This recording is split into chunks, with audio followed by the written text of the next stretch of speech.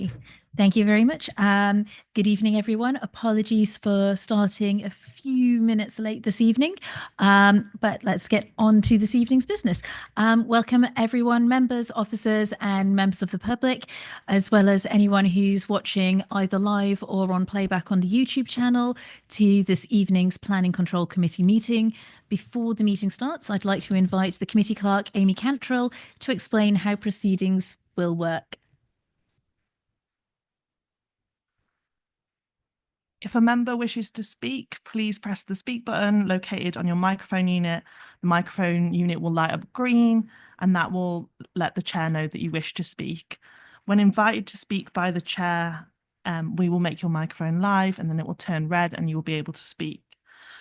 When the public participants are invited to speak by the chair, the committee officer will make the microphone live.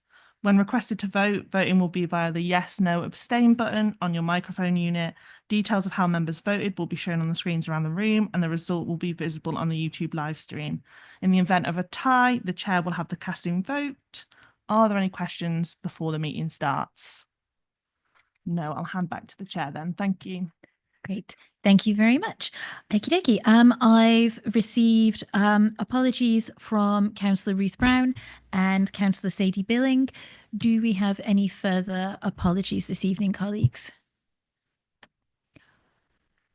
Nope. Nope, I'm seeing none. Good. Okay, so next item of business is minutes of our meeting of the 30th of January 2025.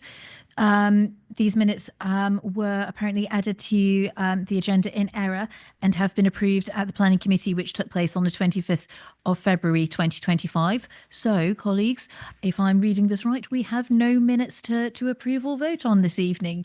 I apologise to anyone that's read those minutes twice, but thank you for your diligence, colleagues. Chair's announcements. Recording. In accordance with council policy, this meeting is being recorded, and the recording will be available both on the council's YouTube channel as well as on the council's ModGov site, alongside the documents from this evening's meeting. Number 2, declarations of interest. Members are reminded to make declarations of interest before an item, and the detailed reminder about this, as well as speaking rights, is set out under the chair's announcements on the agenda pack. Okay. And a note on speaking for registered speakers this evening. The council has recently updated its speaking procedure for registered speakers at these meetings. I don't think we did. Did we do that? I don't know. In any event, members of the public in groups of supporters or objectors have up to 3 minutes per person to speak. But if there's only one person that's either objecting or speaking in favour of the application, then you will have a total of 5 minutes to speak. There are separate groups for people registered as member advocate objectors, member advocate supporters, and for the applicant, their agent or representative. Each group will have each of those groups will have a total of 5 minutes per group.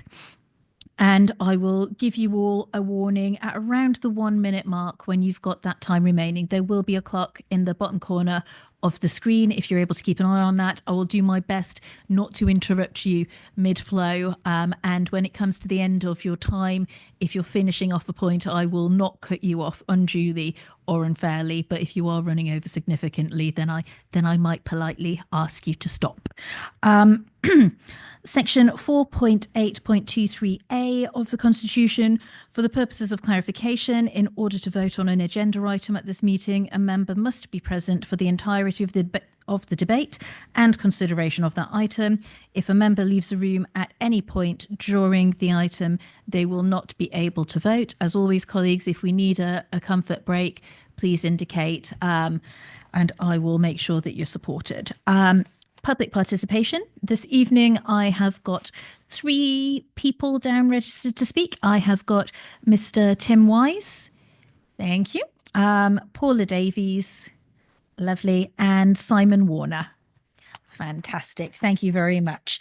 Okay, which brings us on to our first item, which is the Tree Preservation Order 0215 on the land on the north side of Baldock Road, Royston, SG8 9NT. Vicky Wood is presenting that report. Over to you, Vicky. Yes, Councillor May. Thank you.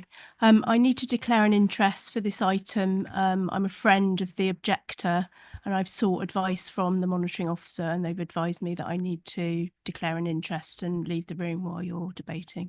Okay, thank you very much. If you'd like to leave the room, we'll make sure that you're brought back in for the next item.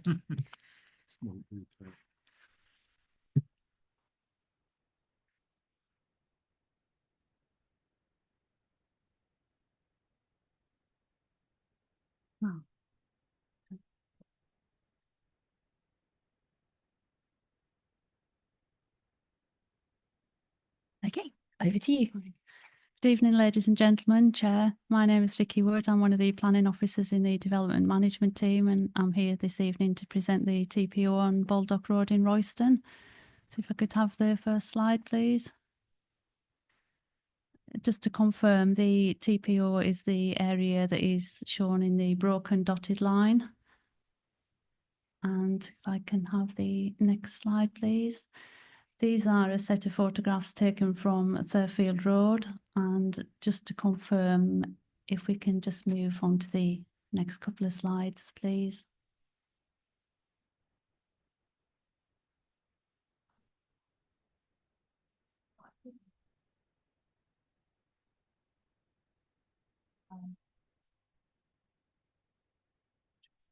Yeah, if you're able to speak a little louder, Vicky, and just sort of maybe move towards the microphone, because like if we lean away, it picks up less volume. If you lean into it, it gets really loud. Do you want me to start again from the beginning? Yeah. Can we go back to the...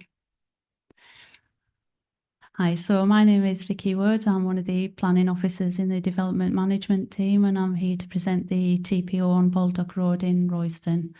So just to confirm, the TPO is the area covered by the broken dotted line, just north of Baldock Road. And if we can move to the next set of slides, please. And if we can just go through those slides, it might be helpful. So just to confirm on that, any hedgerows are not included in the TPO. It is purely the tree belt along Royston Road.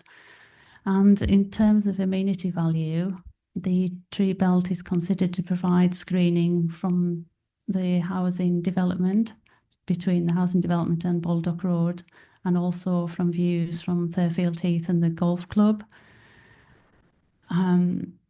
It also provides as a natural pollution barrier between the housing and Baldock Road. So for members who maybe are not as familiar with the process, a tree preservation order doesn't mean that you cannot carry out any works to the trees. It simply means that either you need to make an application, which is a simple application form, and a site plan of where the tree is, and a description of the proposed works. There's no fee payable for that application, and there's also a 5-day notice procedure. So any sort of urgent works or storm damage, you can inform the council that you wish to undertake those works for health and safety reasons, you know, within, it gives us 5 days notice. And yeah, that's I think all I have to say on that point. So I would urge members to confirm the tree preservation order, so that if any trees do need to be removed that's dead or dying, then we can request replacements of those as a condition, and the tree belt would remain and be improved over time. So any questions? Yep, thank you, colleagues. Any questions from the committee for Vicky? I see Councillor Peace. Can I ask who is responsible for maintaining these trees? As far as I'm aware, it would be the landowner. But is it the landowner, or is it a management company or something like that? Do we know? I don't, other than being the landowner, I'm not. As far as I know, it would be, I think the landowner is Red Row Homes.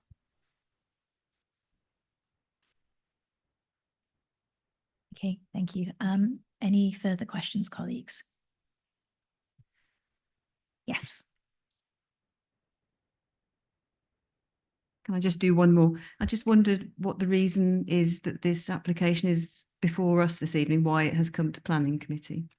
There's one objector to the TPO. I believe they're here to speak this evening, but I understand it to be in terms of the process of a tree preservation order and undertaking, say, minor works that branches are overhanging. Okay, great. I'm seeing no further questions indicated for Vicky, so I shall move on then to Paula Davies, who is registered to speak against. Paula, you've got 5 minutes. Sorry, can you all hear me? So again, I'm not quite sure where it's come to planning, but the consequences to us as the only house that it affects, that it runs along the entire length of our boundary fence, is that each time we need to do any form of works, we are having to apply for permission. Yet in 2020, when Redrow removed the trees, which we woke up to chainsaws outside the house where they were being removed, they were supposed to have been replaced and they have not. So as a consequence, the privacy into our house has been significantly reduced. We, at the time, as residents, made complaints against this. Still, the trees have not been replaced. I don't object to the green belt tree area. What I'm objecting to and hoping that you will consider is a reconsideration of the boundary. It literally goes the length of our fence. If we could have it 1/2 metre out, it would allow us to do any remedial work, any overhang trimming, anything that's required. There's an elm tree that potentially has Dutch elm. There are various other trees that are not defined. So we don't actually know what a tree is, what a tree isn't. It's not defined within the order.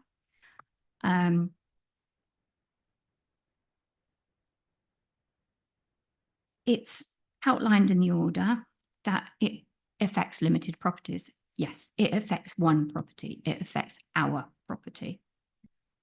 I unfortunately didn't know that I needed to submit photos beforehand. So I took them this afternoon, but I do have photos of all the trees along the fence. And when we received the temporary order, it came in the post 3 days after it was introduced. So it gave us no time to do any work whatsoever. That was the first we knew about it. There was no other communication about it.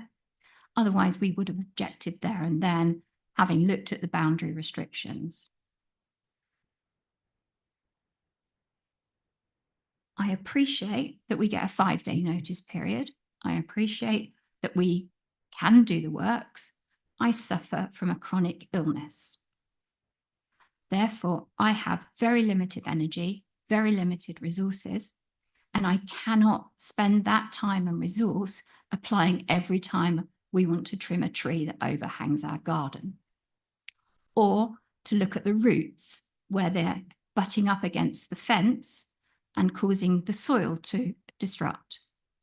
I believe you asked about who owns the land. It is Redrow. They're the developers. The land is, I believe, earmarked for a community-based building. It should have been a primary school. It hasn't been built as a school. I don't know where the money for that is now being allocated and what it's being used for, but my understanding is that it will have to be some form of community-based project. Certainly not houses, certainly not anything that will allow residents to willy-nilly go in and remove trees. So all I'm asking is for consideration towards the boundary that butts right directly along the length of our entire fence. And that's it. Thank you. That's great. Thank you very much for that, Vicky. Paula. Sorry, Paula. Thank you. Thank you. Apologies. Colleagues, I'm not going to ask Sean to give us the advice on what matters are able to be considered this evening and what aren't at this stage, because I want to allow time for you to ask Vicky relevant questions, and I will trust that the questions are relevant and relate to the tree preservation order that we're being asked to consider. So if you have points that might relate to other technical issues, I'd ask you to hold on to those, and I will ask Sean to give us a little bit of guidance and technical support after we've completed pulling out any additional information that you need from Paula. So any questions?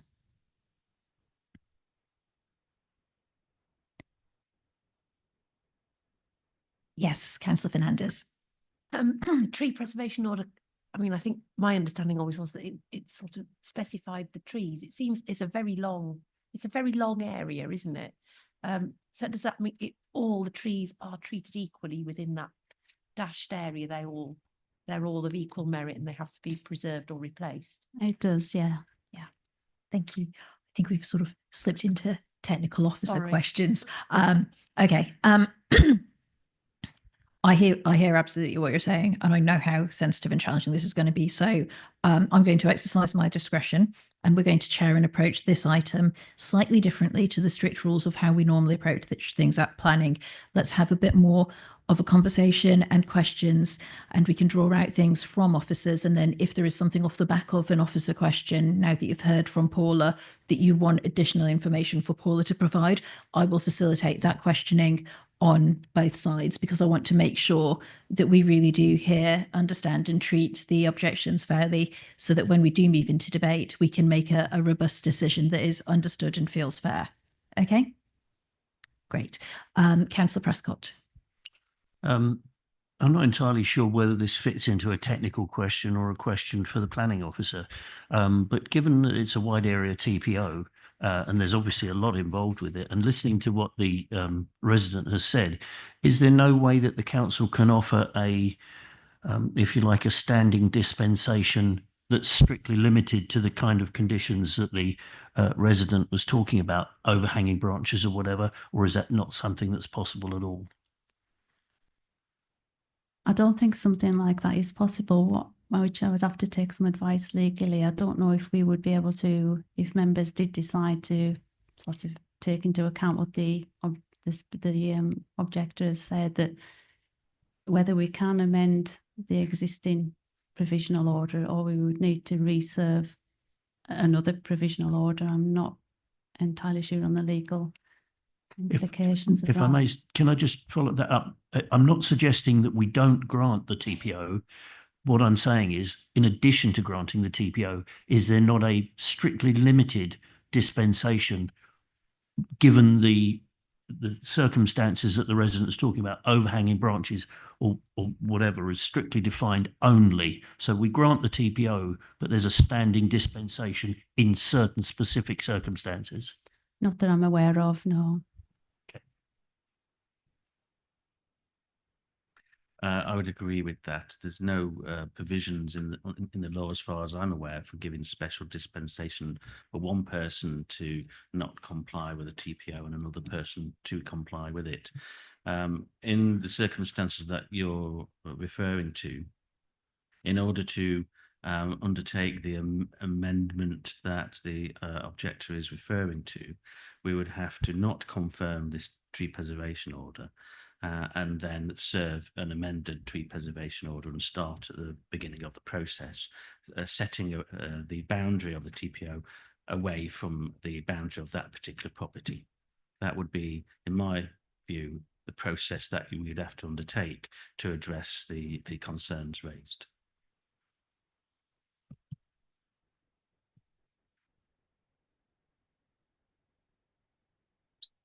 Yes, Councillor Tyson.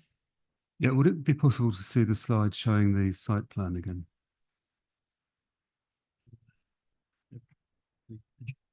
Sorry, the plan is not on. Photographs on. No. Oh, you might be right. Sorry. Oh, it's there. Sorry. Yeah, I beg your pardon. Anyway, we've got it up here now. Yeah.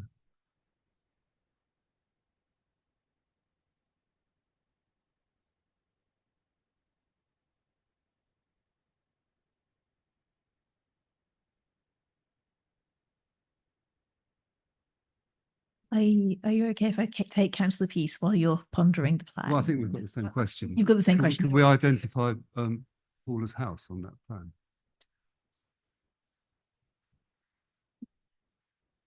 Yeah.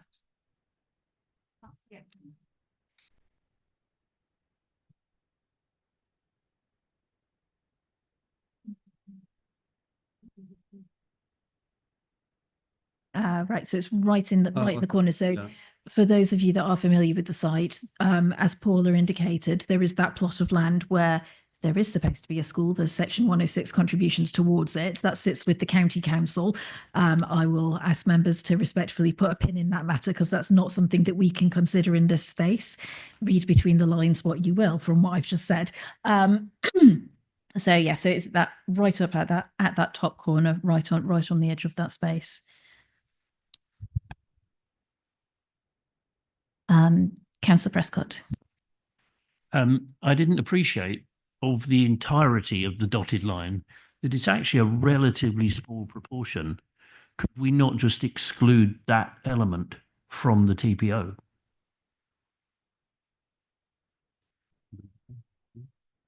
Yeah, Sean, do you want to come back? Yes, we could, but that would mean not confirming the TPO in its current form and starting the process with a revised TPO served.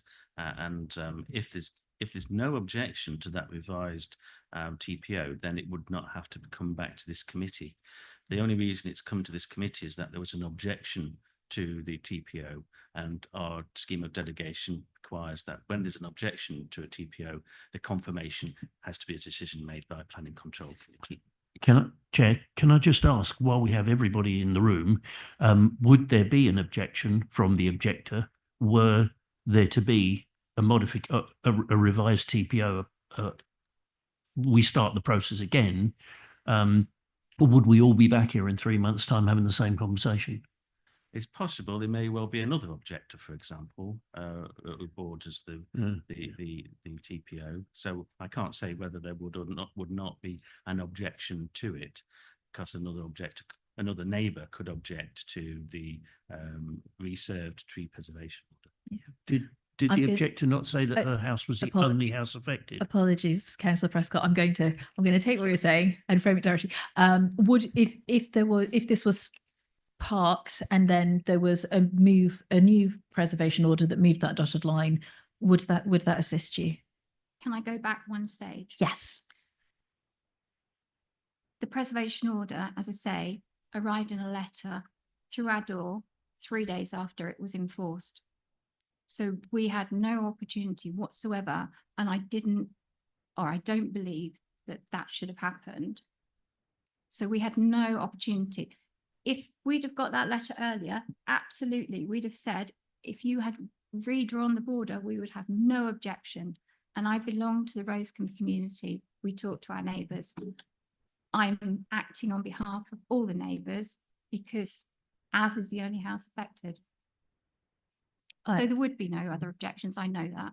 Okay, I understand and I hear that point. The council does have a complaints procedure that you're able to engage with, and your ward councillors will be able to support you should you wish to make a complaint about that process as well.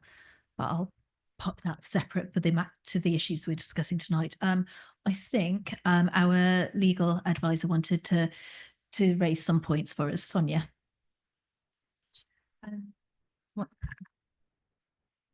Three things. The law with regard to when a TPO is appropriate is quite wide and general insofar as the authority just has to be satisfied that it's expedient in the interests of amenity to make the TPO. And there's some guidance that's been out for quite a long time from the government. And I'm satisfied, very satisfied actually, that this situation here that you've got with the band of trees fits very well into that guidance. It's talking about where the trees are normally visible from a public place, and the benefit may be present, maybe for the present or for the future. trees may be worthy of preservation for their intrinsic beauty or for their contribution to the landscape, or because they serve to screen an eyesore or future development, etc. So I'm satisfied that it fits the test. That's the first comment. And my second comment is just a general one with regard to the procedure. It's actually, it's a two-stage procedure. It's the TPO is made provisionally, and then it has to be confirmed. And so we're at that second stage. And Vicky can correct me if I'm wrong, but it's actually normal for the people who are being served with the provisional order not necessarily to have any advance notice of it. That's because we're trying to protect the trees. So if it was a developer such as Redrow who gets gets advance notice, then it would defeat the object of making the TPO, because they would then have a few days where they can do what they like to the trees. So that's why the procedure is as it is. It's not the case that the objector hasn't been able to do anything about it, because she's here today to make her representations today. The third comment that I want to make is I've listened carefully to the objector's reasons for objecting, and they seemed very much to be about the work that will be upon her should she need to make any changes to the trees. It's correct that once the TPO is made, then you can't have special dispensations and special exceptions. It applies to all of the trees. And as you probably know, you have to make an application if you want to do work to the trees, which if it's a valid application would be granted for cutting and lopping, etc. And also if the tree is dying. And the objector was saying her concern is that the resources and the energy she would need for that. So the only thought that I had about that is whether this is just an alternative to the other options that you've been talking about, is I understand that the trees are on the land that's owned by Redrow.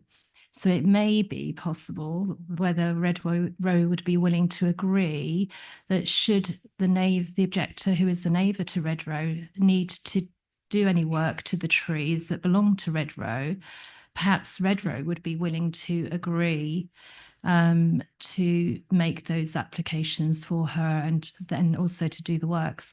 But I said, Chair, that was something that you might need to ask the objector about. That's the only other sort of solution outside of the box that I can think of. I think this is where I would have to rely on local knowledge, ward members. I have noted your face and reaction to that. I have some knowledge of the developer in this space as well. And it's I think that in an ideal world with a responsible and supportive neighbour and a positive landowner, that would be helpful. But I think it's an option that perhaps committee members might feel affords an element of uncertainty. Although, of course, members, you can debate and discuss that as well as the other approaches that have been presented once we get into that part of the session. I will stop at this point and say we're doing questions. And then we'll go back to the officers to sum up and add anything else that they need to add, and then we'll move into debate. So if there's a point for debate, I'll ask you to hold on to it. If it's a genuine question, you may ask it. Councillor Prescott. I only ever ask genuine questions. Thank you very much. The question is, if we refuse tonight on the basis with the intention that the council starts the process, but with a slightly modified boundary, would the temporary TPO stay in place? So in other words, Redrow couldn't turn up there with chainsaws and take all the trees down in the meantime. I believe the provisional order needs to be confirmed within 6 months. So if I'm correct, it would be at the expiry of that 6 months. So it would last. So we'd have time to go around the loop again. I think the expiry date is May. I think it's 6 months from the date of service. Let me throw to Sonia just to confirm legal points. What you're asking is for there not to be a break. So for that to happen, you would probably have to confirm this order today, and then make it clear in instructing the development manager to start another process immediately. So this one can stay in place whilst you start the process again, if that's what you're if that's what you're thinking of deciding. In order to avoid, if you think that I'm not sure whether you've been, perhaps Vicky or Sean can tell you whether they've got any warnings about the trees. I'm not sure whether that's actually a risk that's hanging around or not.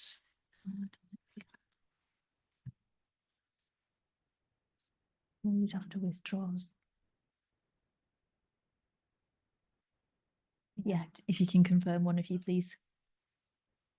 I'm not sure that we could have two TPOs, but my view is that the way forward would be to serve another provisional tree preservation order prior to the expiry of the current provisional tree preservation order.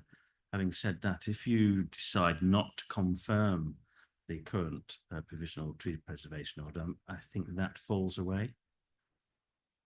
Well, it won't fall away until the 6 months. till May. Yeah, till the So 6 months. it'll be still there till May, and we would have to serve another provisional tree preservation order on the prior to the expiry of the current one. So you just leave it. We'd just leave it. You could, for example, resolve to defer a decision on this matter, knowing full well that the current provisional tree preservation order will expire in May. And in the meantime, we would serve a revised provisional tree preservation order. So an option could be to not make a decision this evening. All right. I see Councillor Mason. A very basic question. Just to go back to the beginning again, can you remind us exactly why the tree preservation order was put in place in the first place? Why the need was felt to protect the trees and from what? It was in terms of amenity. Well, it is in terms of amenity value and the quality of that tree belt offers in terms of visual screening between Baldock Road and views from Thurfield Heath and the golf course, as well as a barrier between the highway and the development. Okay, Councillor Peace. This might be one for Sean, but when the original planning permission was granted for this development, is there not a condition on those trees, especially as now we're in bird nesting season, that nothing can happen to those trees anyway? Under normal circumstances with a landscaping scheme, the condition that requires any trees that are die or removed to be replaced within 5 years. So it lasts for 5 years. Any period after that, there would have to be a tree preservation order on landscaping to ensure that the trees aren't just felled or aren't replaced when they die. So that would be the effect of this tree preservation order. If some die or felled, then we would require their replacement. So that I understand some of the trees are dying or not in very good condition, and so this tree preservation order would, in time, enhance its contribution in terms of visual amenity, and that is one of the purposes of serving the tree preservation order.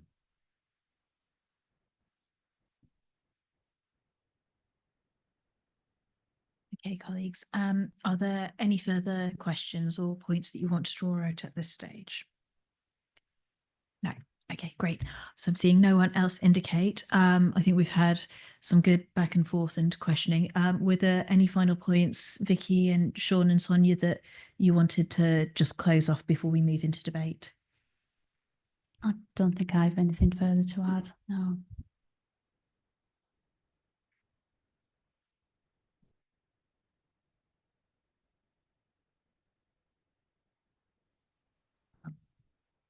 Just been asked how we're going to do this, colleagues. As you know, my normal approach is to tell you what it says on the papers and ask you to come up with your own motion. This might be slightly messier than normal because there's been a few options presented, but we will deal with it in accordance with normal rules of debate. I had Councillor Prescott first.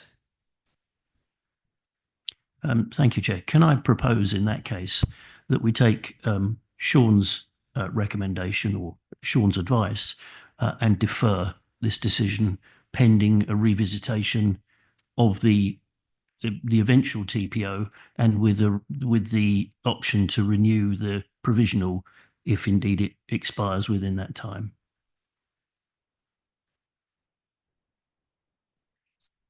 Okay, so with regard to the TPO that's before you, you want to pause on that, but you're also, as a second point, proposing to instruct the development manager to issue a new provisional TPO, as I understand it, with a different plan attached.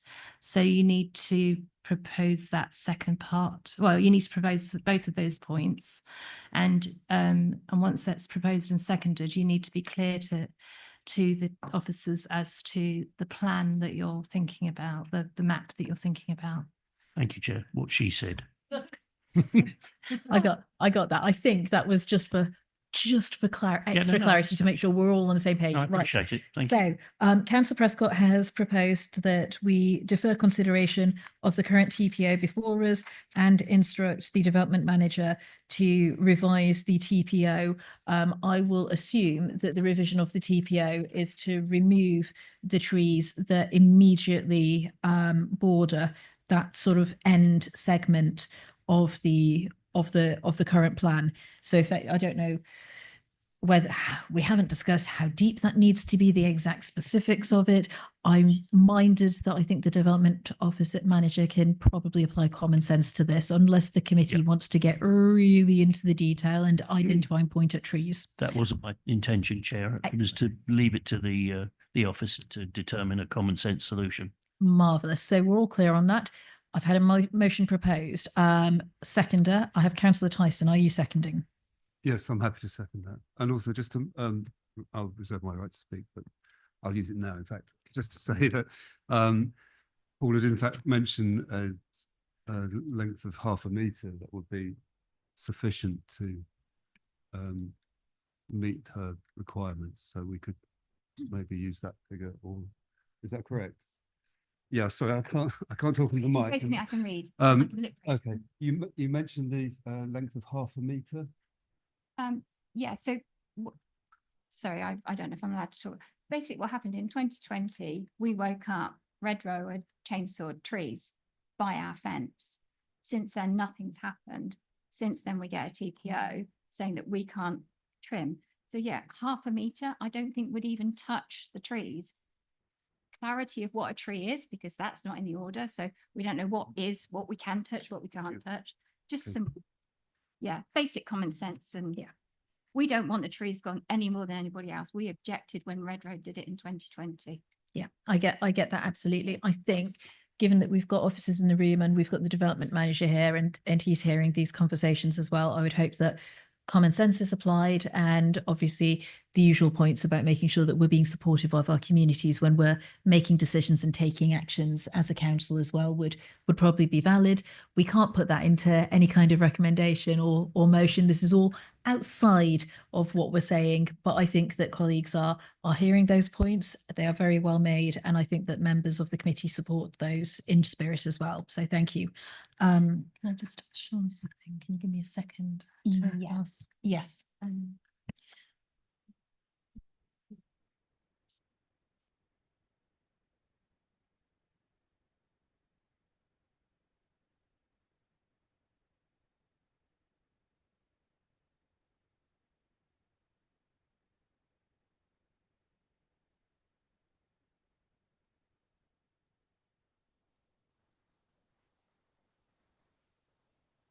Okay, so rather than me saying what the officers have just said at the top table, I'm going to ask one of you. Would you like, go on, Sean, could you explain sort of the gist of the question that you were just asked and what the process might look like for us? There may be a period of time where there's two provisional tree preservation orders. One would obviously cover a slightly different area from the other. The current provisional tree preservation order that you've been asked to consider tonight will fall away when it expires in May. If there is an objection to the revised tree preservation order, then would have to come back to this committee for you to confirm or not. If there are no objections to that second provisional tree preservation order, then it will be confirmed under delegated powers by myself. All right. So colleagues, all clear on the process, starting to make a bit more sense now. We don't deal with these at committee very often, so it is new territory, and I think it's valuable for us to take the time and explore and just make sure that we do understand everything as well from a development perspective, to ensure that we're supporting residents as we move forward, because they may come up again in future, who knows. Right. Are there any more points that colleagues wish to make in debate on this? Yes, Councillor Mason. Yeah, I'm still slightly. I want to be absolutely certain that no work can be done to the detriment of these trees in the meantime, because the point of a TPO is you bring it in, you don't give notice on it, because if you give notice on it, that's when people chop them down or anything else. I just want to make sure we're not creating a situation where there could be work done to the detriment of the trees. I'm also slightly worried about May deadlines, given how difficult it is to slot things sometimes into this committee schedule. We'd have to be absolutely certain that that the new one comes back if it is objected to. So I think I'll take the second point. I hear the concern about if a matter comes to committee and the committee timetable. However, as Sean's explained, this TPO expires in May. In the event that time is running out, I think we're being asked effectively to trust officers in respect of tree protection that they will be mindful of the clock. And should it look like the existing TPO is likely to time out, they will ensure that a further provisional tree preservation order is issued to allow them the time to work through and get that final detailed tree preservation order sorted out. Hopefully that is a matter that wouldn't then need to come back to the committee. The only reason it would come to committee is if there is an objection to the final revised tree preservation order. Sean. Thank you, Chair. As far as there being a period of time when there'd be no protection of the trees, we can relatively quickly serve a provisional tree preservation order.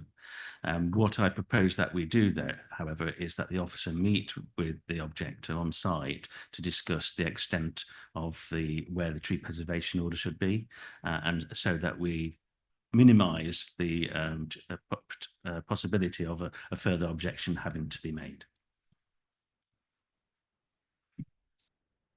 Thank you. I think that's sensible. I don't think that we need to add that in as an amendment to the motion as it stands. I think that it's quite clear what the intent of the motion is to achieve. Okay. I see no further colleagues wishing to speak in debate. So we've had it proposed that we defer the consideration of this one in order and instruct the development manager to revise the tree preservation order as we've discussed and debated this evening. Colleagues, could I move to a vote on that, please?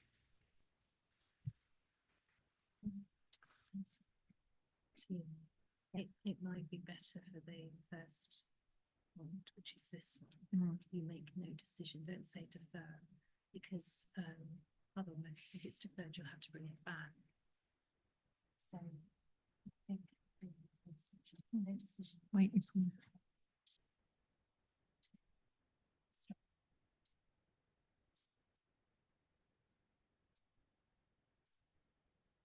Well, Mary, does that mean? And you know what's just happened?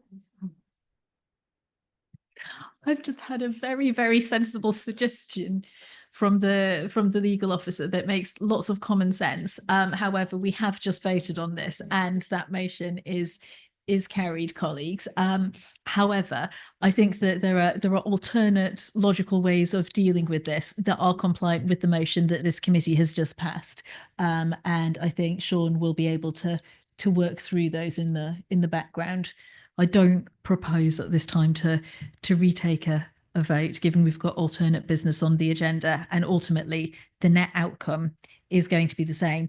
By deferring this item and then revising it effectively, if there is a revised tree preservation order, this one falls away and no longer exist. We wouldn't need to bring it back to it, is my view as chair. That's fine. Okay. Does that all make sense? I've just avoided a potential crisis. Very good. Okay, thank you so much, Paula. I really hope that helps. Okay, you are absolutely welcome to stay for the remainder of the business or go as you wish. Could somebody please go and fetch Councillor May back into the room for me, please?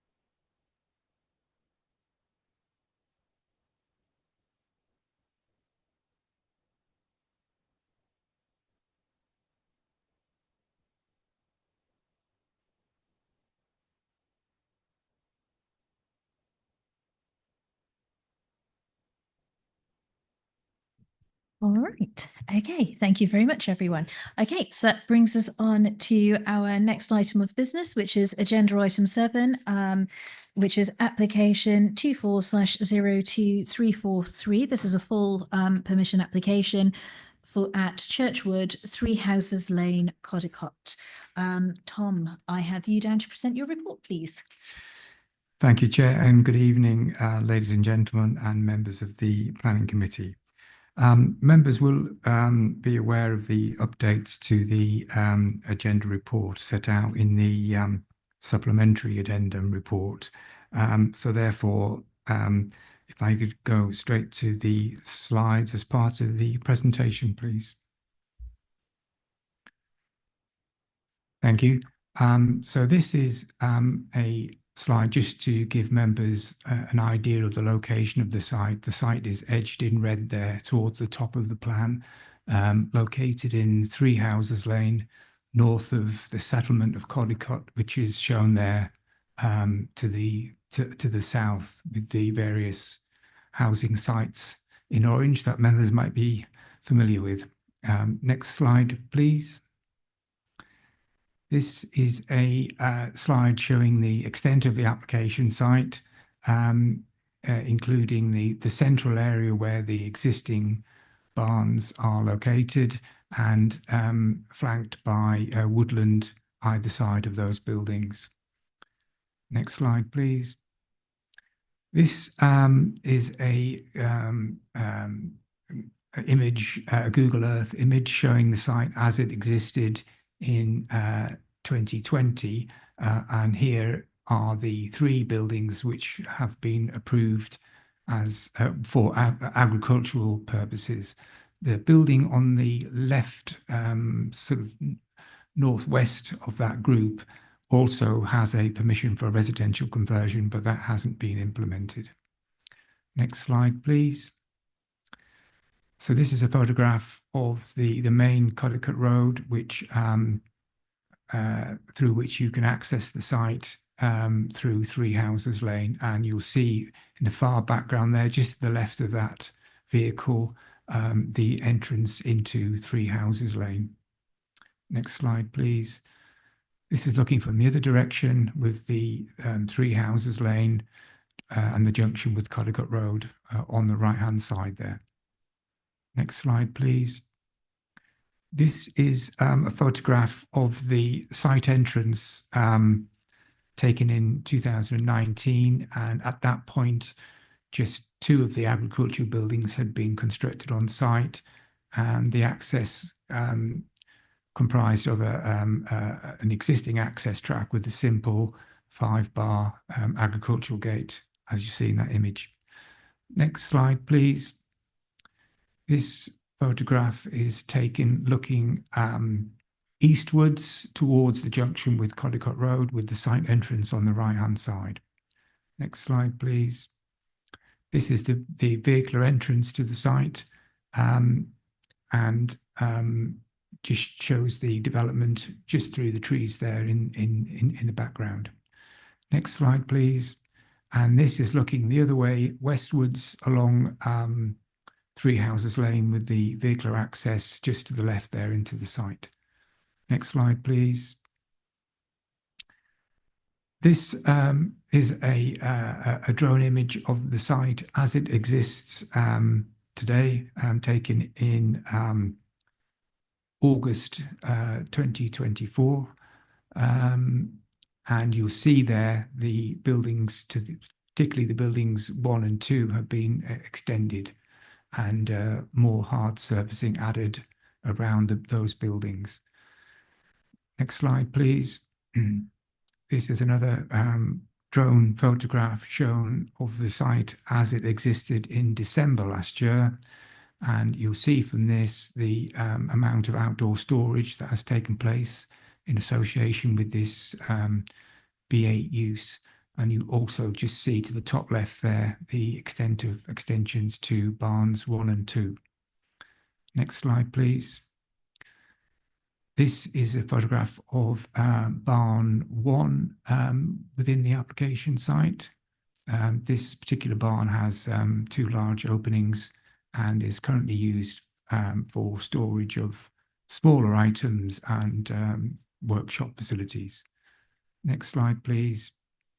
This is at the rear of that building, showing the size of the extension to that building, which approximately doubles the floor space of that building. This extension doesn't have planning permission. Next slide, please. This is the first of a series of slides around the site showing the outdoor storage of metalwork, mostly in the form of metal railings that are used to form balconies for various buildings. Next slide, please. In fact, this is one of the balconies which has been prefabricated and sitting on hard standing around one of the barns. Next slide, please. Further metalwork within hard standing. Next slide, please. And you see this is barn 1 in the background with more metalwork in front of it within hard standing. Next slide, please. Further image of equipment that is being stored outside of the 3 barns. Next slide, please. This is barn 1 in the foreground with a similar image of metalwork. Next slide, please. Again, more photographs of the amount of hard surfacing. This is the visitor parking area shown on one of the submitted plans, although there is some equipment and metalwork stored in that area currently. Next slide, please. This is the entrance gates which have been erected to the frontage of the site, and that access has been widened to accommodate larger vehicles. Next slide, please. Again, photographs of the existing barn. I think this is barn 3, and outdoor storage of equipment.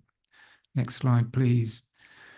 Again, the photograph showing equipment, in this case, a large generator.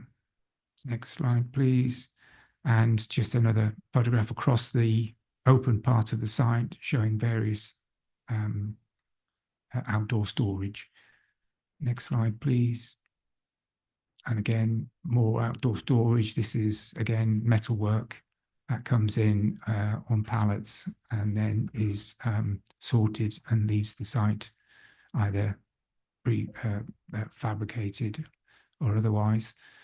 Next slide, please. Again, more outdoor equipment being stored. This alongside barn 3. Next slide, please. Again, more equipment on site. Just in the background there, actually, just going back to that slide, you'll see extension to barn 2, which is mentioned in the report. Next slide, please. More storage of equipment. This was back in September, as it's shown dated on that plan. Equipment comes in and then leaves the site, so there will be various stages of equipment and metalwork on the site. Next slide, please. This is barn 3, and you'll see there racking, which has been added to the front of that building. Next slide, please.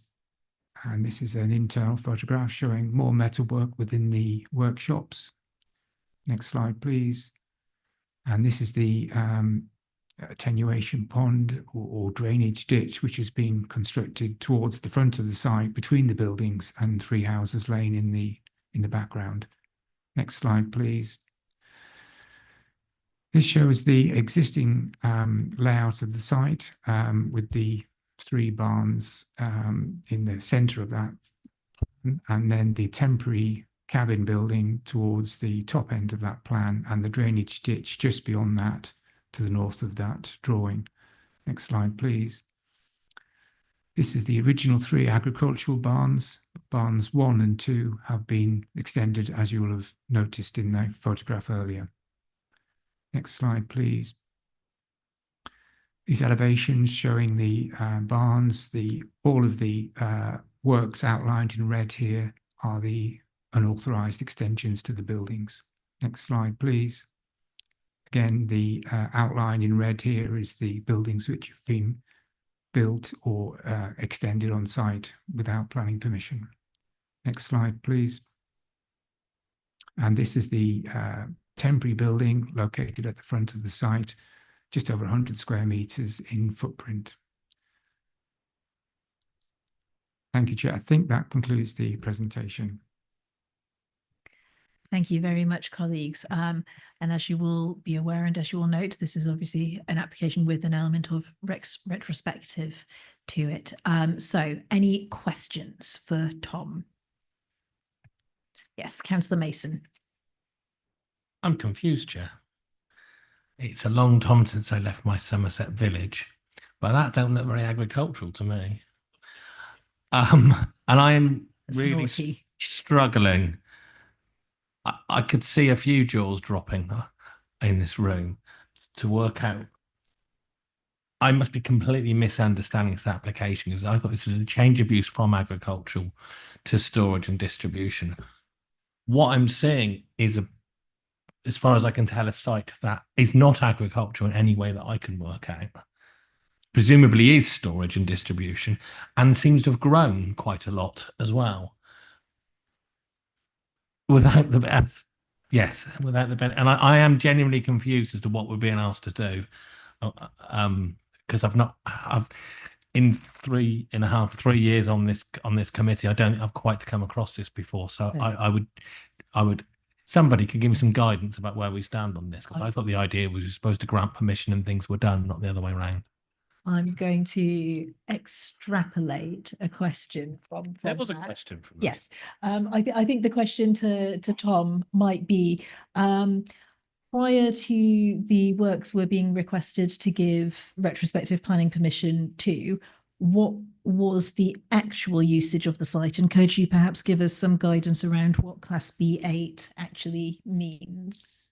Class B8 is specifically for storage and distribution purposes under the Town and Country Planning Act. So basically that means a site where goods are stored and then brought in and then exported from the site. So it's a storage for goods, basically. According to residents, the buildings that received planning permission and were constructed for agricultural purposes have been used for agricultural use in the past. But you'll see from the planning history that those buildings are, at least 2 of them are relatively recent, 2014 and 2018. So there has been some agricultural use of the site. I haven't witnessed that myself, but I've been told that by residents. I think that's probably as much as it's safe to say in response to that. And I think the point within Nigel's original question is noted. Councillor Prescott. I think Councillor Mason kind of went to the point I was going to make, that this is clearly a predominantly retrospective application. I'm curious to know why nobody at any stage thought from the applicant's point of view to make an application, and why none of the residents locally brought it to the attention of the council for an enforcement action? And I'm sure that the applicant can answer that when it comes to their turn to speak. I don't know, Tom or Sean, do you have anything that you wish to say in response to that? Thank you, Chair. There is an enforcement file open on this case. The matter was brought to the attention of the council last year, and there is an existing enforcement investigation going on. And I think, although I will be corrected on this, we can't really discuss the details of that enforcement action any further in this space. We might need to go into part 2 if members were minded to do that. That's correct, Chair. Right, thank you. Councillor McDonnell. There's nothing in the proposal regarding manufacture, but it almost looks like there is some sort of manufacturing going on in those barns. Is that right, or did we? Through you, Chair, there are some facilities within at least one of the barns for workshop facilities, if you like, which presumably are used for cutting or preparing goods. So there is an element of an industrial use. Whether or not that's seen as a separate industrial use, which falls within Class B2, or whether you could consider that as ancillary to the B8 use, is a point that for debate. But the primary use of the site is for Class B8 storage and distribution. And I'll just issue a note of caution around pursuing further lines of questioning as necessary. Any further questions for Tom, colleagues? No. Bear with me a moment.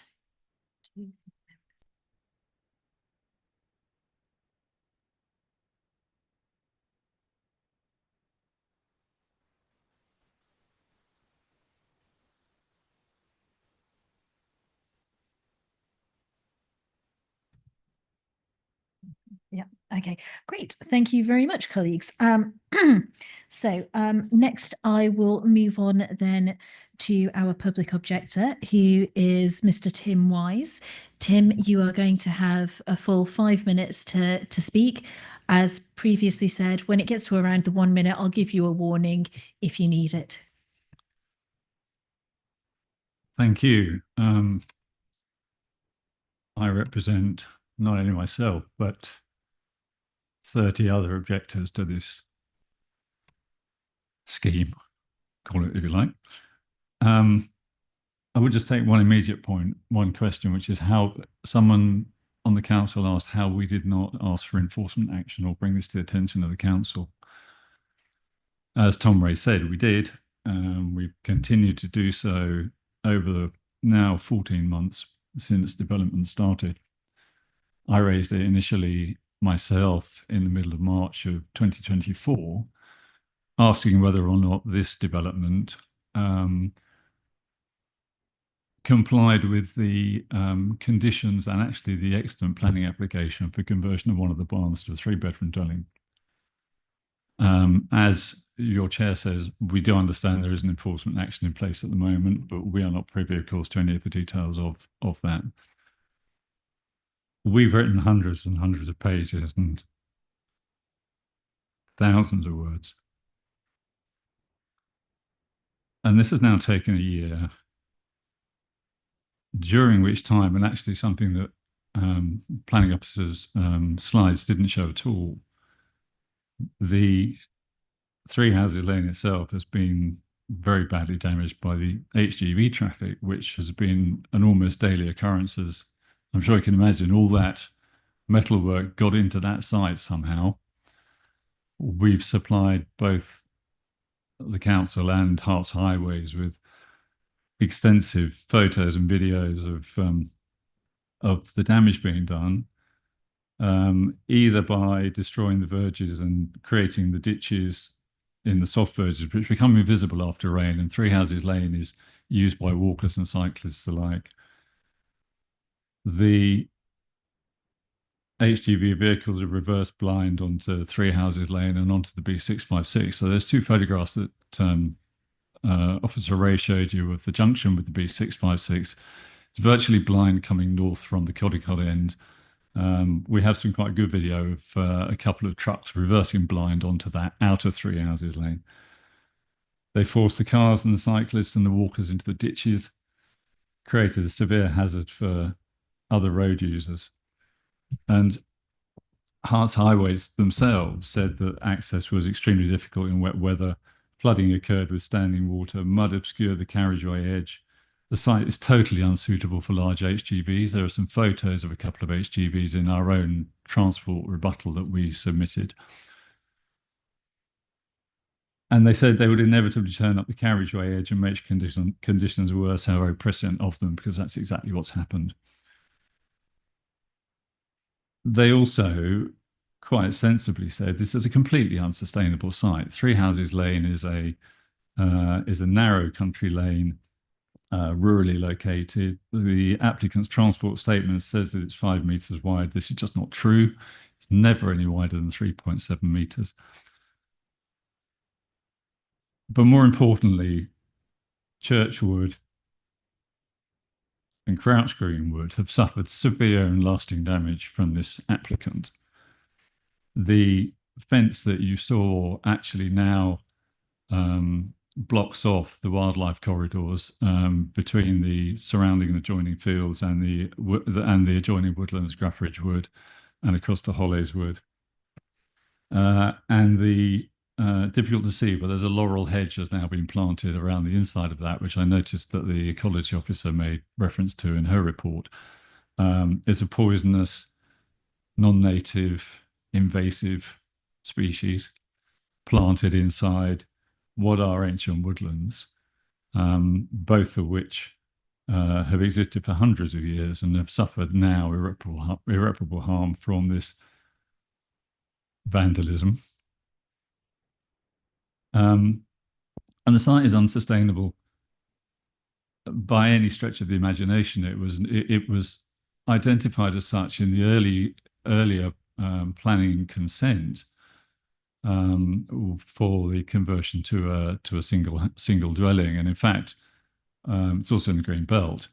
And at the time, the only benefit that could be found was actually it was providing housing at the time when the housing supply around the Caldicot area was in very short supply. Now, your earlier plan showed four large orange areas of Caldicot. Yeah. We know there's quite a lot of development going on. I can't see that. Thank you. Thank you very much for that, Tim.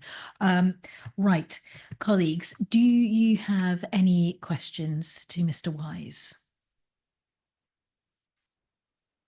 I'm going to move my laptop down so I can see the screen because I always miss Nigel off. I've got nobody indicating that they wish to ask questions. Okay, final call. Yes. Just a factual one, just to be certain in my own mind.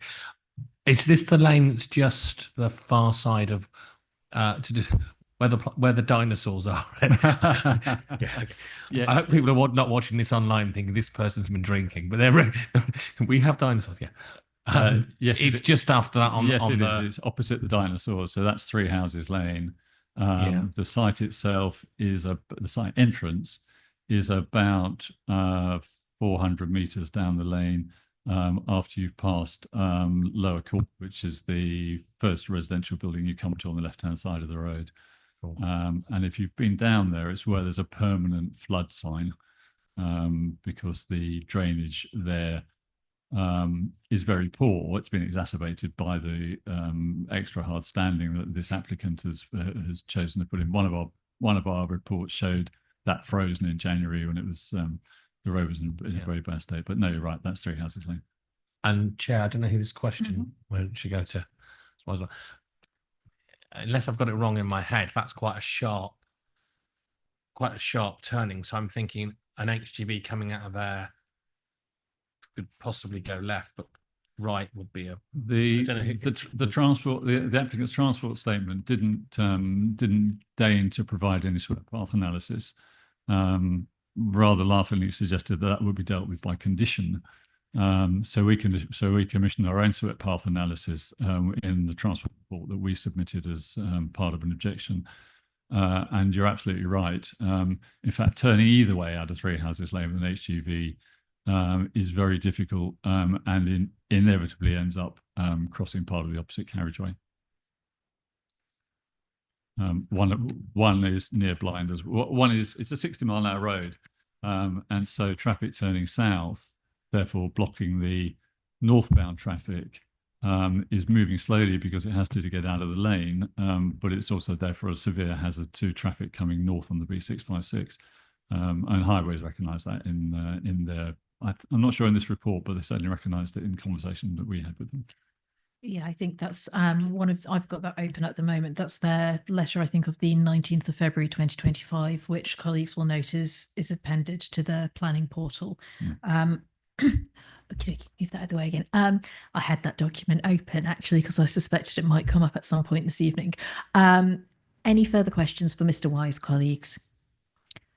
I'm seeing no one indicate, in which case I will pass over then to Simon Warner. Mr. Warner, you've got 5 minutes. Thank you, Chair. Members, good evening. My name is Simon Warner, Director of Warner Planning, and I'm speaking on behalf of the applicant this evening. In this speech, I'd like to take a few minutes to highlight the most important aspects of this proposal and make a positive contribution to this grey belt site. As you've seen from the report and heard from officers, this application is unfortunately recommended for refusal. We've heard residents' concerns, and the applicant has been keen to work with neighbours and at their own cost to replace neighbours' fences, help neighbours with projects and cleaned out local ditches to help the community. In my childhood, I was brought up to stand up to bullies and call out bad behaviour. So I note in this public arena the harassment and some of the racism that my client has experienced, from trespass on their land to flying drones over the site and having been told that his face doesn't fit around here. Whilst the applicant wanted to attend this evening, he didn't feel he was able to, and this is unacceptable. Whilst planning is an emotive topic, we must respect each other and urge members and officers to consider the application on its merits this evening. Back to the application. The site, which has been identified as officers as a grey belt site, is not a significantly performing site, having been loaded squarely by the council against the purposes of the green belt. As local residents and as a Hertfordshire-based business, the applicants have been looking for a site for several years to relocate their storage to. The options in the district are limited. There are very few spaces with sufficient buildings and yards for such a business. Many such sites have been redeveloped for residential, given local housing needs and the push to redevelop previously developed sites. Those in prime business parks are expensive and owned by pension funds, and we've provided officers with information to demonstrate there are limited alternative sites in the area. The applicant has undertaken a significant search to purchase a site, and there are very few. The council's evidence base for commercial land is quite old, and it's a shame comments from the application haven't been provided by the economic development team. The applicant is keen to work with the council to find a solution to retain their business in the local area where their staff live.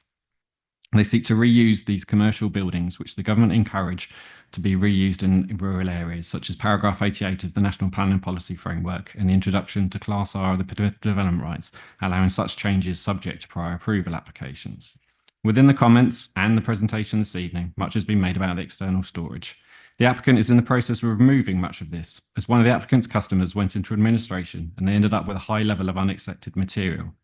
Some of this is now being sold and removed from the site, and the remaining will be removed shortly. The wider land, which the applicant is now proposing to be changed to equestrian, with an application submitted and is currently in validation, which will address several of the concerns. In planning, I'm sure you've heard officers and consultants say we must start with the planning principles. So let's do this. The existing site has permission for agriculture. There are no restrictions on this.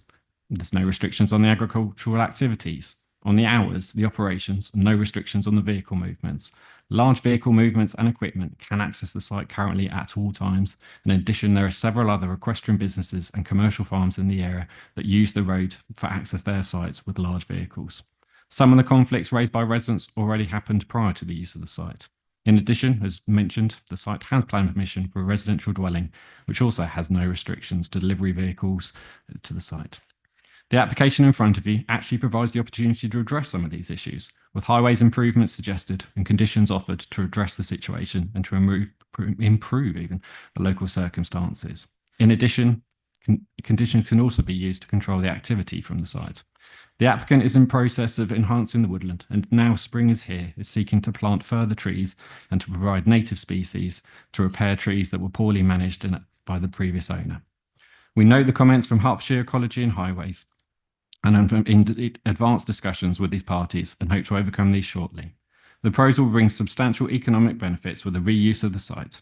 The NPPF states in paragraph 85 that in decision-making, significant weight should be placed on the need to support economic business and productivity, taking both into account and seeking to address the business needs. As a result, I therefore request you overturn your officer's recommendation and grant plan permission with appropriate conditions for this local business to operate sensitively from the site. Alternatively, please can you consider deferring the application so the economic needs can be reviewed further and discussions with Hertfordshire Highways and Hertfordshire Ecology can be concluded. Thank you. Thank you very much. Colleagues, do you have any questions for Mr. Warner? Yes, Councillor Fernandez. I was just quite interested in the introduction there. The speaker said it was grey belt land. I was under the impression it was green belt.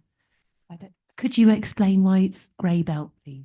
So I will let you make your case, and I will then remind colleagues of the very new definition that's emerged around grey belt. Yeah, of course. So as members probably are aware that the National Planning Policy Framework was updated in December 2024. So the government have introduced what's called the grey belt, which I believe is actually noted in the officer's report and the update sheet. So the grey belt is basically where it considers whether almost the condition of the land and almost how it contributes to the 5 purposes of the green belt.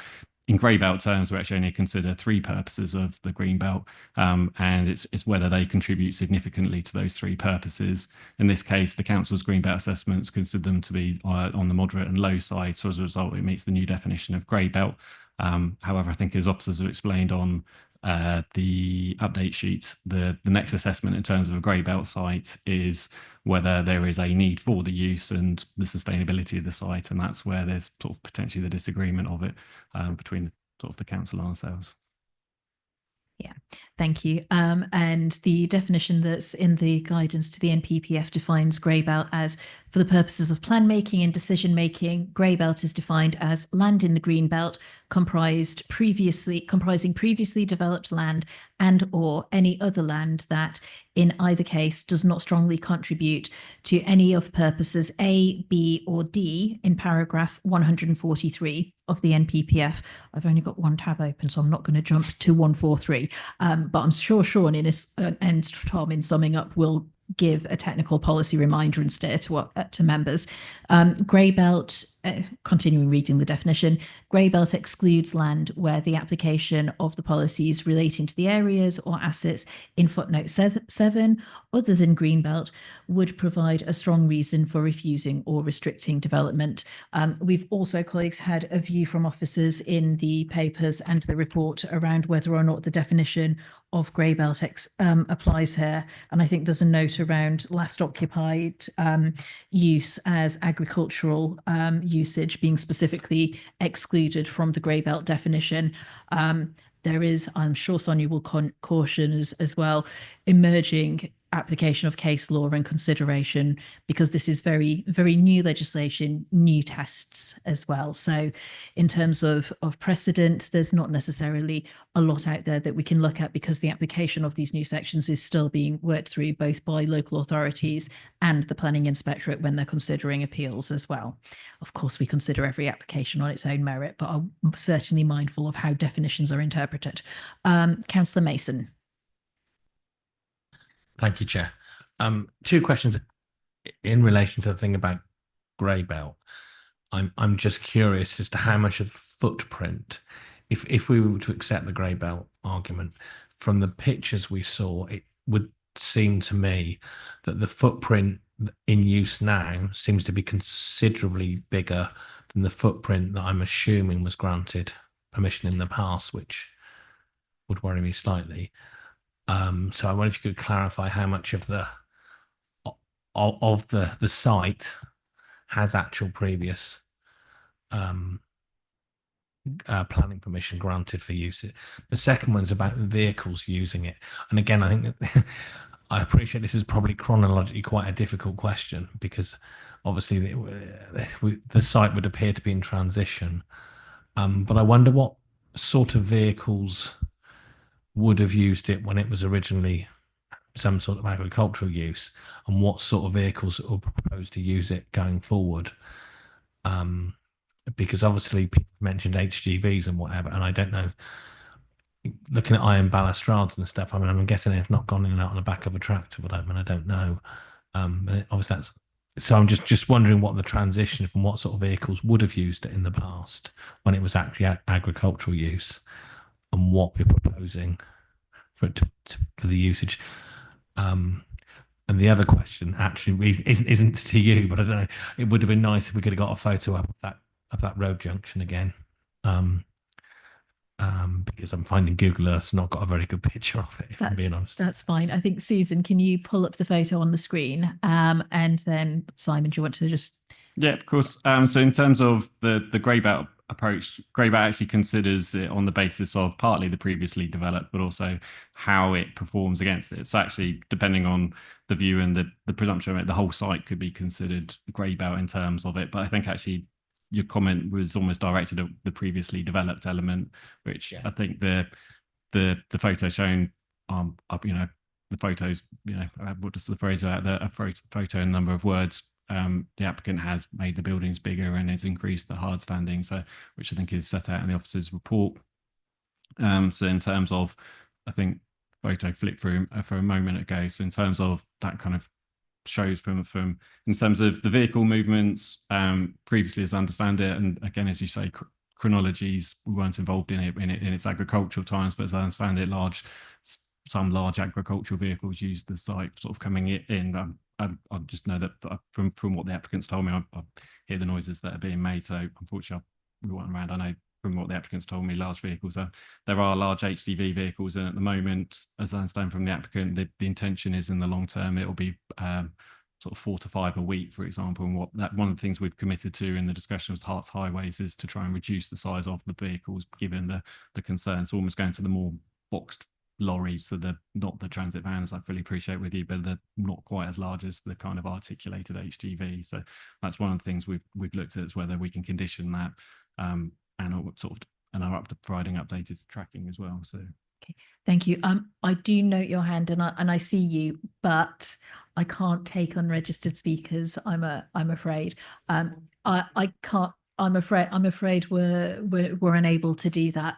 It would potentially call any decision that we made into question and might make it invalid, which I'm sure nobody wants. I'm going to play by the rules largely on this one. I was facilitating on the last application because of the nature of it. This one I'm going to be a little bit stricter with, I'm afraid. Right, colleagues, Councillor Pease had a light on, but it's gone. I'm assuming that point's been dealt with. Councillor Prescott. Thank you. I'm trying to marshal my thoughts on the question of the grey belt, which I recognise is a relatively new term. I mean, clearly the bulk of the development on the site occurred before grey belt even existed. And I suppose what I'm trying to get clear in my head is, are we being asked to consider this to be a grey belt piece of land as a result of the actions of the applicant prior to when grey belt actually existed? Because clearly there's been an awful lot of work done to that site. Lots of hard standing, extensions to warehouses, which I appreciate looking at a retrospective application, and we don't weigh our decision based upon the fact it was retrospective as opposed to a new application. But I'm just, it's like someone partially demolishes their house and then applies for permission to completely demolish it because it's partly demolished. Do you understand what I'm saying? I don't know if I'm making myself clear on that. I take the point there. Technically, we're in questions for Simon as the applicant's agent, but given the point it was a question because I know. Given the point that you're raising is effectively about whether or not planning changes and guidance have retrospective effect, or if they are only applicable going forwards, and there's a technical issue around this being a retrospective application. I think I'm going to put Sonia on the spot and see if you can give us any guidance about how grey belts ought to be considered in respect of a retrospective application.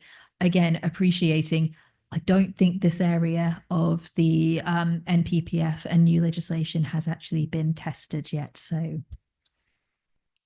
I don't see it as too complicated insofar as you have to apply the law as it is today. You're being asked to grant permission for the application. Yes, there was before the current, it's retrospective. So, but let's pretend that that retrospective work is only applicable from now onwards. You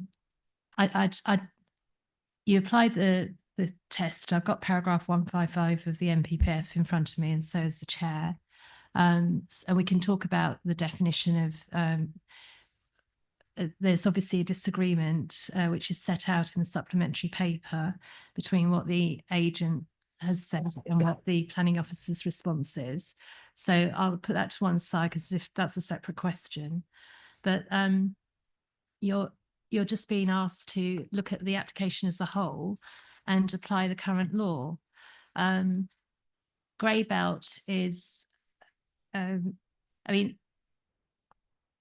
the paragraph 155A begins with the development would utilise grey belt land and would not fundamentally undermine the purposes of the remaining green belt across the area of the plan.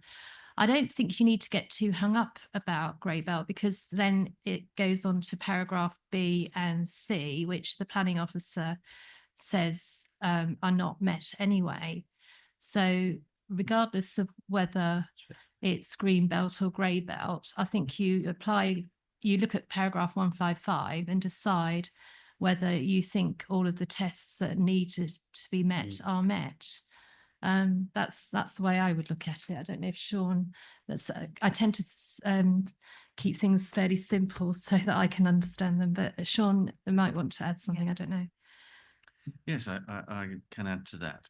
Basically, paragraph 155 sets out 3 criteria to ascertain whether development is inappropriate development in the greenbelt or not. Inappropriate development in the greenbelt is by definition harmful to the greenbelt, and therefore it's quite an important consideration as to whether a particular proposal is inappropriate or not inappropriate in the greenbelt. So when it comes to paragraph 155, one of the criteria is to consider whether a proposal would utilise grey belt, which is a new concept that's been introduced. Officers have come to the conclusion that the site would, that the development does utilise grey belt by assessment against the purposes of the green belt in this instance. So that's the first criterion. The second criterion is whether there is a demonstrable unmet need for the type of development proposed, and officers have said in the report that we do not believe that it's been demonstrated that there is a demonstrable unmet need for the type of development proposed in the district. And therefore it doesn't meet that criterion in our view. And the third criterion is the development would be in a sustainable location, and officers consider that the site is not in a sustainable location. So in assessing the proposal against all 3 criteria of this, it fails to meet criterion B and criterion C, and therefore officers consider that it is inappropriate development in the green belt, and therefore by definition harmful to the green belt. And I will add and just tail off what Sean said there just to be clear, that is officer's opinion. The applicant has a different opinion. So we've sort of just run through what the policy position is, what the relevant definitions are. And we've had some guidance for how we sort of might look to consider and weigh up those differences of opinion. So I don't know, Councillor Prescott, having had a little bit more support with the policy side of things, did you have a specific question that you'd like the applicant's agent to address on the grey belt point now? Thank you very much. Okay. Okay, great. Councillor Allen. Thank you, Chair. With no more lights on, I was actually going to make a proposal, but I've just realised our senior planning officer does need to respond first, unless I can do that now. the planning officer does need to kind of respond. I am mindful that we did have a long policy explanation. I'd ask colleagues to ignore the points of opinion that were expressed in that policy explanation and refer to the points that are in the report and whatever Tom is about to say next. Sorry, Chair, do you just want me to reiterate the issue around Greyboat? If you want to, so I think if you want to sum up any points, Tom, I've made some notes of sort of policy areas and things that I think might be relevant to the debate. I'll run through them now, but I think members are likely to pick them up. So I think there's comments around highways. I don't know if you wanted to touch or elaborate further on those. The policy SP5 of the local plan, inappropriate development versus very special circumstances. The policy issues and arguments around paras 153, 154 of the NPPF, and I think the grey belt points as well. If there's anything additional in those areas that you want to draw out before members move into proposing motions, that would be beneficial. Thank you, Chair. I've got nothing in particular to add to those points, but happy to take questions during the debate. Thank you. Okay, great. Thank you very much, colleagues. So the recommendation before us on this particular item is to refuse permission. And I will note that there needs to be just an additional amendment to that recommendation, which is with the addition of the supplementary reasons that were provided by officers. So that's the baseline starting position that has been suggested to us by officers. Councillor Allen, would you like to propose a motion on this? Thank you, Chair. I'd like to propose that we reject on the many valid points laid out in front of us, but quite frankly, also on the grounds that we do not want to be setting a precedent for granting retrospective planning permission for inappropriate developments on the Greenbelt. Thank you. I'm looking for a seconder. Councillor Prescott. For clarity, we're effectively accepting the officer's recommendation. Yeah, I'm happy to second that. With the addition of the supplementary. Reserve, blah, blah, blah. That's it. Yeah. Okay. Colleagues, any debate on this motion?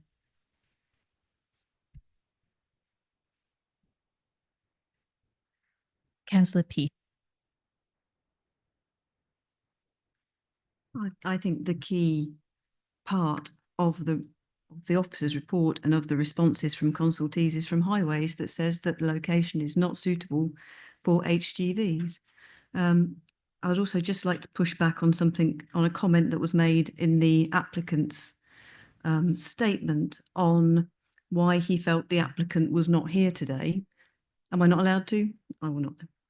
The applicant's agent will know that he was perhaps being a little bit naughty when he did that. I don't think that it was appropriate. I don't think that is appropriate for this committee. I don't recognise that in this committee. No, exactly. And we are not going to discuss that any further. There was a raised eyebrow that I think was noted at the time as well. And that's all I had to say. Thank you. Thank you. Thank you very much, Councillor Peace. Any further points, colleagues? Yes, Councillor Mantle. I think that one of the more important features of this application, and I am supporting the proposal, is that this is not a sustainable location by any definition of that term. It's not sustainable because it's in the middle of the country, effectively, and it's not an appropriate use for something stuck in the middle of the countryside. It's only sustainable by the use of mechanical vehicles, and even then I think that the infrastructure isn't up to it, but we should be looking for other things to make sites sustainable so that people, for example, can get there by other means than by driving. And I just don't think this site is suitable in any way for that, and for that reason I think it should be refused as not meeting the criterion of sustainable development, apart from all the other reasons which we've got. Okay, Councillor Mason. Yeah, I think absolutely on the grounds that was laid before us in the report. As far as I'm concerned, the grounds for for rejecting the application, and on top of that, the Highways report, just alone, the recommendation from Highways, is very, very clear. But I think the grounds for rejection are very clearly laid out in the report. Thank you. Councillor McDonnell. I agree with the points raised so far, and especially with regards to the access to the site. I use the Codicut Road a lot. It is a fast road with somebody turning out. It is quite dangerous, but also for large vehicles, there's 3 ways of getting there. One is via Hitchin, one is via Nebworth, and one is via Codicut, and none of those roads are suitable for large vehicles. And I think there's a big difference between agricultural vehicles and bringing in stuff for agriculture versus metal being carried in and out on HGVs. So 2 quite different HGVs. Thank you. Okay, colleagues. So what I am hearing is effectively that members of the committee have considered all of the arguments that have been presented by the applicant, as well as the wider policy issues, and in doing so have weighed up and determined that this particular development would amount to inappropriate use of the green belt, and that the exceptions, specifically in respect of not being disproportionate to the original floor size, preservation of openness and reuse of buildings, in their committee's view, do not appear to apply in this area, and there's been no identification of further very special circumstances either. I think colleagues have also raised the points around highways safety and have taken on board the feedback from our statutory consultee, which is the Highways Authority in that space, and feel that the harms cannot be overcome by the points in this application. We have considered as well whether or not this usage amounts, the use of the land amounts to it transitioning into the new grey belt classification. However, based on the advice from officers contained within the report, as well as consideration of the wider policy points, colleagues do not feel that this land qualifies as grey belt, and therefore the exemptions for in respect of development do not apply in that particular space either.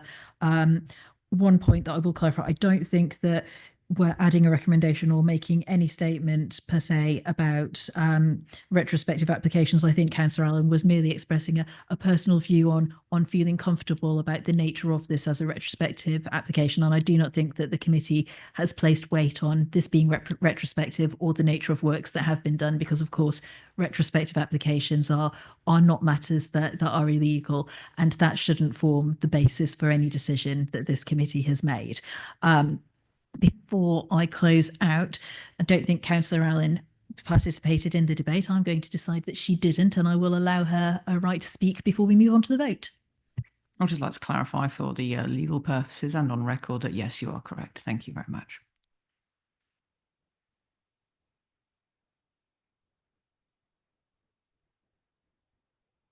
Please confirm whether you agree with me or not. But I think the tests that you were referring to, Chair, are the tests set out in paragraph 155.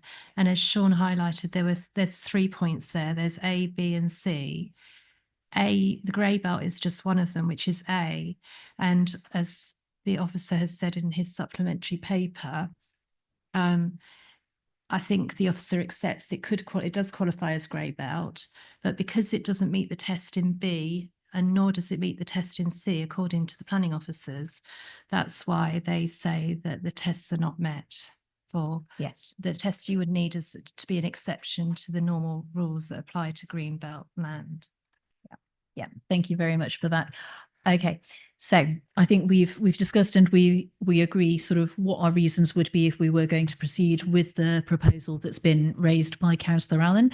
I'm seeing nobody wishing to debate this particular item further. So could we please move to the vote on, yes. Apologies. Point of order before we move to the vote, because I don't want to ask after the vote and be told I should have said before the vote. You mentioned questions were raised earlier about the retrospective nature of this and where we are with that. and that would be part 2. That's the enforcement Yes. issue. So my question was merely if the committee were minded to wish to have information on that, how would they go about doing it and when would they do it? We would. I think. I think I would be minded for the purposes of preparation and supporting officers and facilitating effective answering of questions and concerns that members might have about enforcement. That might be an item that I ask to be brought at a future committee if you'd like to have a specific enforcement update on this particular item. The enforcement issues I don't think I don't think they can inform rightly the decision that we make on this application. I should clarify, I wasn't asking for this side of the vote. I was just mindful that I might have to ask the question this side of the vote. I will allow a very late submission of AOB, which will allow Councillor Mason to raise questions around enforcement, and then we can decide what we want to do with that.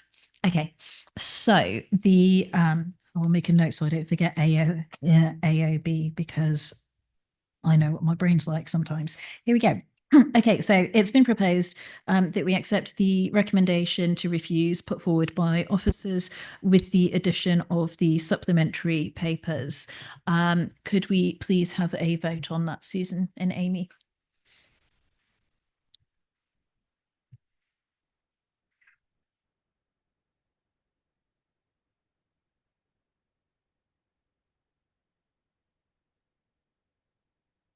That motion is carried unanimously.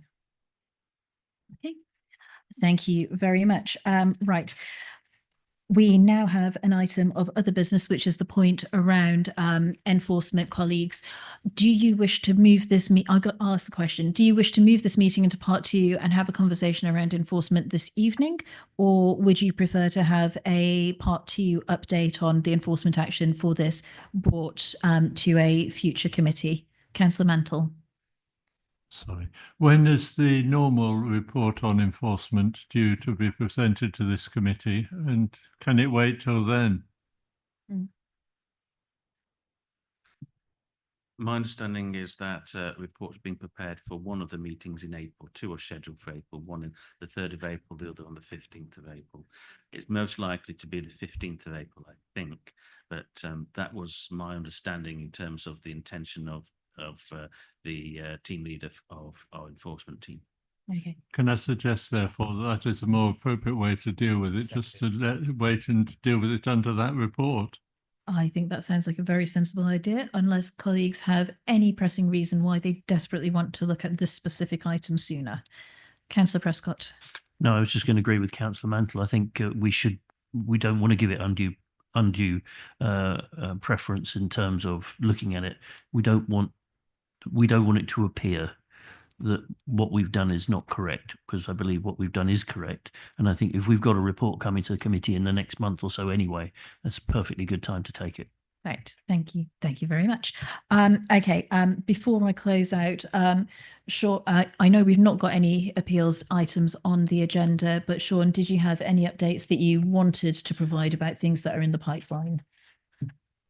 There is one item which will probably be reported at the next meeting as part of the written agenda, and we have received an appeal against the refusal of planning permission for the solar farm at Wandon End. I don't have the full details before me, but it will be a public inquiry that is scheduled, I believe, for June. Public inquiry is scheduled in June for the appeal against the refusal of planning permission for a solar farm at Wandon End near Luton Airport. But a written report on that matter will most likely be at the next meeting. Thank you. There we go.